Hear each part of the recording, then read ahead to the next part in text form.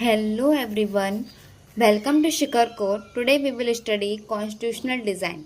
Topic Democratic Constitution in South Africa. Idea of Nelson Mandela. अब देखो ये Nelson Mandela कौन है। ये फ्रीडम फाइटर थे। अभी किस चीज़ के फ्रीडम फाइटर थे, किस चीज़ की डिमांड कर रहे थे, किस चीज़ के लिए स्ट्रगल कर रहे थे, किस चीज़ के लिए मूवमेंट कर रहे थे, ये हम देखेंगे आगे इस वीडियो में। ओके, पहले हम ये देखते हैं कि इन्होंने क्या बोला था। Nelson Mandela says he fort against white domination. ये लड़ाई किसके अगेंस्ट में करेंगे? White domination. अब ये वाइट डोमिनेशन क्या है? वाइट डोमिनेशन का मतलब है कि वाइट लोग होते हैं, मतलब जो गोरे लोग होते हैं वो राज करते हैं कंट्री के ऊपर, और वो सुपीरियर होते हैं कंट्री के अंदर। उनको सारी अपॉर्चुनिटीज, सारी इक्वलिटीज सब उनको ही मिलती हैं, ठीक है। But he also fought against black domination. अब वो ये भी कह रहे थे कि मैं किसके अगेंस्ट में भी हूँ? ब्लैक डोमिनेशन के। कैसे? वो ये कह रहे थे कि वाइट तो डोमिनेट कर ही रहे हैं साउथ अफ्रीका के ऊपर, ठीक है, ब्लैक्स पर, बट वो ये नहीं चाहते थे कि ब्लैक्स भी इन रिटर्न वाइट पर डोमिनेट करें, ठीक है। उनका एम क्या था? A democratic and free society. वो चाहते थे कि एक डेमोक्रेटिक और एक फ्री सोसाइटी हो, मतलब इसमें इलेक्शंस हो, वोटिंग हो, सबको इक्वल अपॉर्चुनिटीज़ मिलें, ठीक है, सारे बेनिफिट्स मिलें, वेलफेयर सबके लिए इक्वल इक्वल हो, और वो फ्री सोसाइटी चाहते थे, मतलब कोई भी डोमिनेट ना करे किसी के ऊपर। Where all people live together with equal opportunities. जहाँ पर सारे लोग एक साथ रहें इक्वल अपॉर्चुनिटीज़ के साथ। ही सेज, अब वो क्या कहते थे? It is an ideal worth living for. अब ये आइडियल वर्थ लिविंग फॉर का मतलब क्या है? इसका मतलब ये है कि नेल्सन मंडेला ये चाहते थे कि डेमोक्रेटिक आए, इक्वल अपॉर्चुनिटीज़ आए, फ्रीडम आए, ठीक है, और वो उसके लिए ही जी रहे थे। समझ में आया? जीने का मतलब इन द सेंस कि वो चाहते थे कि मैं इसके लिए काम करूं, लोगों को प्रेरित करूं कि वो अपने फ्रीडम के लिए लड़ें, स्ट्रगल करें। And if needed he is ready for die for it. अगर ज़रूरत पड़ी तो वो इसके लिए अपनी जान भी दे देंगे। किसके लिए? फ्रीडम के लिए।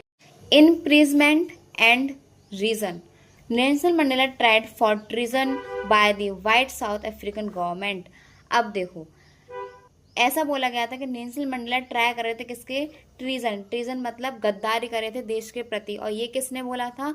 White south African government. अब देखो यहाँ पर एक वर्ड क्या आया? वाइट। वाइट मतलब कि वाइट लोगों का डोमिनेशन है कंट्री के ऊपर, ठीक है। तो इन्होंने ऐसा बोला कि जो नेल्सन मंडेला हैं वो क्या कर रहे हैं? गद्दारी कर रहे हैं देश के प्रति। क्यों गद्दारी कर रहे हैं? क्योंकि वो किसके लिए डिमांड कर रहे थे? फ्रीडम के लिए, इक्वलिटी के लिए, ठीक है।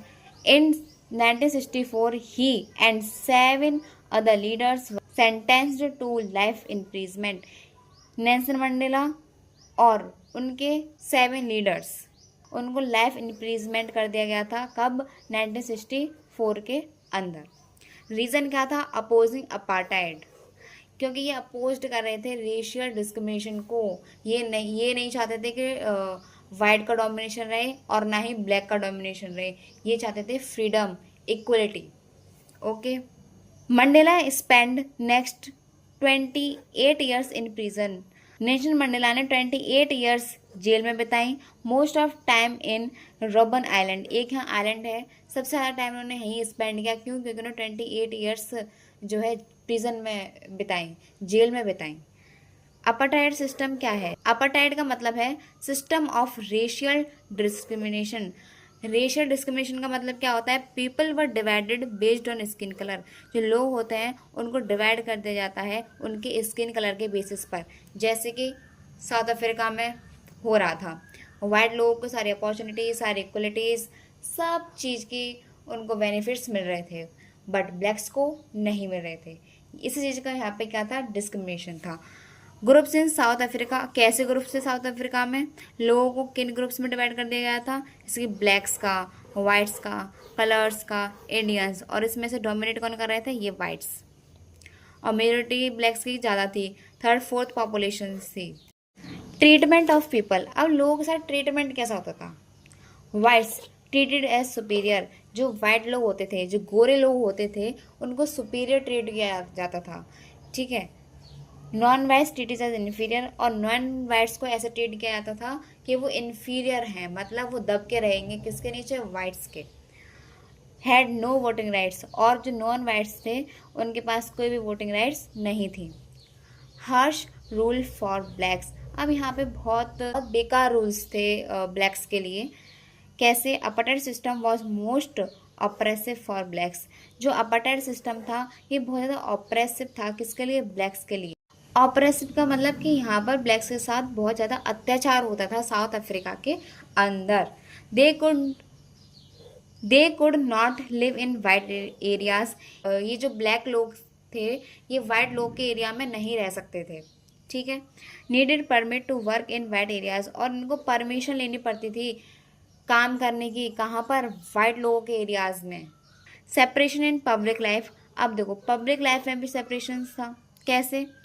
Blacks were not allowed equal ages to, blacks के पास इक्वल एजेस का मतलब है कि ब्लैक्स के पास इक्वल अपॉर्चुनिटी नहीं थी जैसे कि वाइट्स के पास थे, और सारी चीज़ों में सेपरेशन था। सेपरेशन कहाँ पर? ट्रेन्स में सेपरेशन, बसेस में सेपरेशन, टैक्सीज में, होटल्स में, हॉस्पिटल्स में, और भी कई चीज़ों में, like swimming pool, theatre, cinema, इन सब चीज़ों में भी। और इसी सेपरेशन को बोला गया सेग्रीगेशन। ओके, आई होप आपको इतना समझ में आ गया होगा इसका इंट्रो पार्ट। आगे हम ये देखेंगे कि किस तरीके से स्ट्रगल हुआ। ओके, अगर आपकी वीडियो अच्छी लगी हो then like and subscribe. Thank you so much.